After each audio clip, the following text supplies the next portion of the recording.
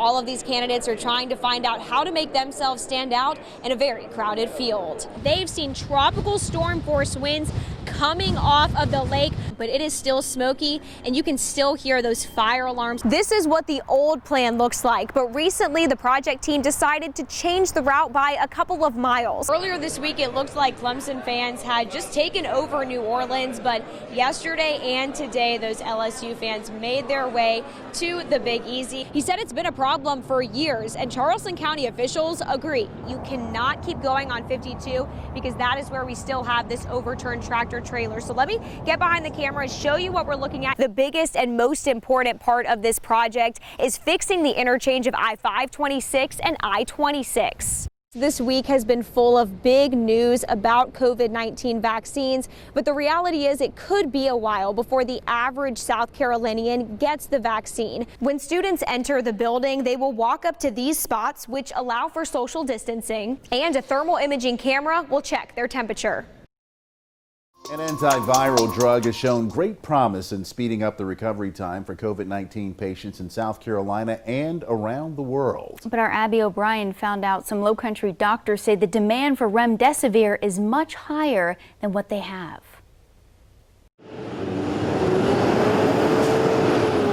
Rural Williamsburg County has that small town feel that comes with a sense of community. But there's only one hospital in the county, and Dr. Troy Gamble says it's been at or near capacity for weeks. Being a small town, our peak uptick of COVID has peaked later than most places. Staff at the hospital have borrowed ventilators from other hospitals and often can't use all their beds because of a nursing shortage. It's a tough time. Despite the hospital's size, Dr. Gamble has been able to use the promising antiviral drug remdesivir to treat COVID-19 patients. Right now, there is only one antiviral, and that is remdesivir that actually fights the virus itself. Jot McGill was one of his patients who responded well to the drug after being diagnosed with COVID-19 and developing pneumonia in both lungs. Terrible headaches, high fever, just body aches and pain, very uncomfortable. While I was in the hospital, I was given the remdesivir, and within 48 hours, I was responding to it. So that's probably what saved me, and catching it early. The FDA approved the drug for emergency use after it was shown to improve recovery times for COVID-19 patients. Finally, we have an antiviral that seems to work, at least in most cases, if we can get people early enough in their course. Now, later in their course, when they get such bad pneumonia, nothing seems to work. While the drug is promising, Dr. Gamble says there is a concerning nationwide shortage. On the day I spoke with him, the hospital ran out. We have already used our 2-week allotment, so I have to go now from Wednesday to next Monday before we'll have any more remdesivir.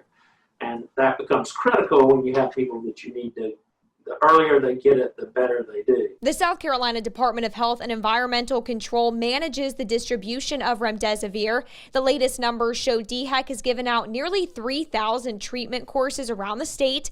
More than 450 of those went to the Low-Country region, and more than 650 went to the PD. This is such a new drug, and it's being produced, but only so much can be produced today. And right now, the demand outstrips the supply, so it's a very worrisome shortage. Dr. Gamble says he's lost patients to the virus, and his staff are working overtime to treat as many as they can, but they have hope in this drug. Jot made a beautiful recovery, and we're just happy to have him here with us today doing so well. And the people in Williamsburg County have stepped up to raise money to buy more intubation shields, glass doors for the COVID-19 unit, and 2 more ventilators for the hospital. With the excellent health care here and catching it in time, and the drugs, remdesivir, is the reason I'm here talking to you today.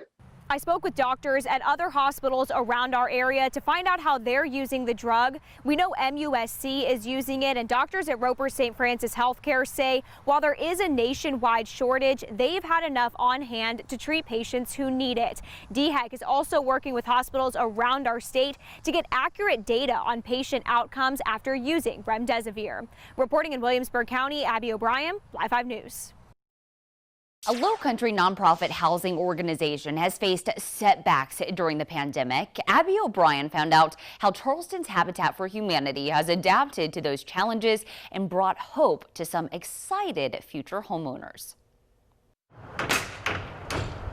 As volunteers work on a cold December day, they know they're building more than just a home.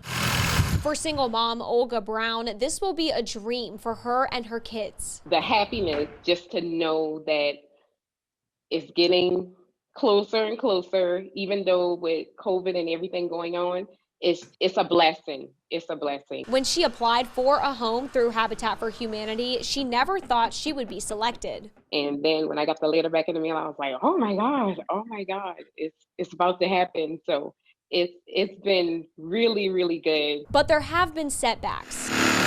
Director of Development with Charleston Habitat for Humanity, Kristen Williams, says the pandemic put a lot of work on hold. We laid the foundation for her house in February and March, and then kind of had to sit for about 7 months before we got to get back on building. And then also the cost of materials, particularly lumber, increased 30% during COVID. They also limit the amount of people who can work at a time. Wearing masks and social distancing on site. She says there is an increased need in the Charleston area, and they're hoping to build more homes in the new year. So we're just going to keep building and doing what we do. Brown can't wait for her children to have their own space. To the Habitat family, the volunteers, everybody who participated in building my home, like, you have made a dream come true. A work in progress to build not only a home, but also hope. Reporting in North Charleston, Abby O'Brien, Live 5 News.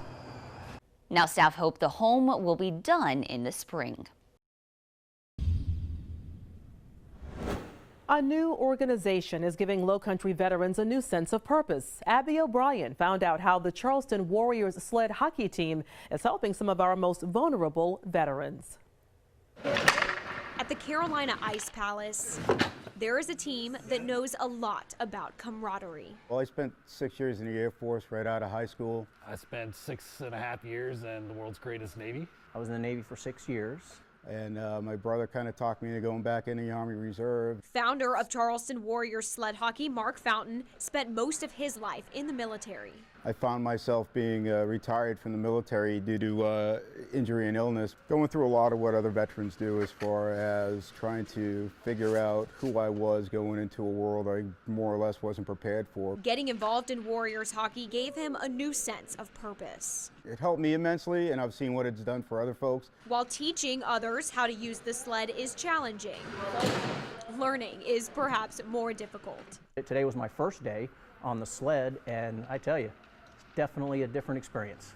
David Walter has always been a hockey fan. Now he can use it to give back. I would like to be able to provide an outlet so that they feel whole again. Justin Myers is one of those veterans who sought an outlet. Most of the fleet knows me from the 2010 pirate attack against USS Ashland. Being back home has been tough at times. I've personally had a lot of friends lost to suicide, and what this is about is keeping the distraction and giving a sense of purpose. The group is just getting started and is already giving others a sport, sense of purpose. So when's our next practice? And a team. But they all know that teamwork and camaraderie, and when they're here, they're hockey players first. You know, no one looks at their disability. Reporting in North Charleston, They're here to play hockey, Abby O'Brien, and that's what they are. Live 5 News. Now the group is 100% nonprofit and run by volunteers. The team will play an exhibition in mid-January at the Stingrays game. If you'd like more information on how to get involved, you'll find it at Live 5 News.